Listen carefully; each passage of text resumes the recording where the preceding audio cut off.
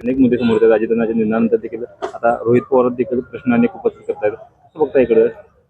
माननीय रोहित पवार यांनी उपस्थित केलेले जे मूलभूत प्रश्न आहेत ते अत्यंत महत्त्वाचे आहेत, जे सर्वसामान्य लोकांच्या मनामध्ये ते निर्माण झालेले आहेत. त्याचं उत्तर देण्याची जबाबदारी राज्य सरकारची आहे, पण त्याचबरोबर केंद्रीय हवाई वाहतूक खात्याची पण आहे. पण त्याच्यापासून ते पळ काढतायत आणि वेगवेगळे कारणं देत आहेत, हे योग्य नाही आहे. खरं तर आता काल राज ठाकरेंनी देखील यावर शंका उपस्थित केली आणि रोहित पवारांच्या प्रश्नाचे उत्तर मिळाले पाहिजे असं देखील म्हटलं त्यांनी. नक्कीच उत्तर मिळालीच पाहिजे. काही वेळेला म्हणतात की ब्लॅक बॉक्स जळला, मग प्रश्न असा निर्माण होतो की साधे साधे कागद वाचले आणि ब्लॅक बॉक्स सारखा आता महत्वाचा जो पार्ट असतो विमानामध्ये तो कसा काय जळू शकतो. हे सगळेच प्रश्न न उत्तर देण्यासाठीच सरकारसाठी आहेत ते, परंतु त्यांची उत्तरं सरकारला द्यावीच लागतील. राज्यसभेत देखील विषय झालेला आहे.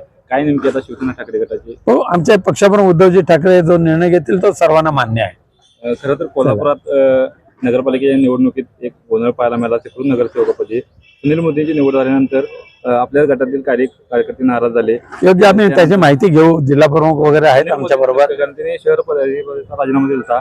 नेमकी काय त्यांची भूमिका कशी आहे त्याच्याबाबतची सविस्तर माहिती घेऊ आणि पक्षप्रमुखांना आम्ही अहवाल सादर करून मग योग्य ते कारवाई करू. धन्यवाद.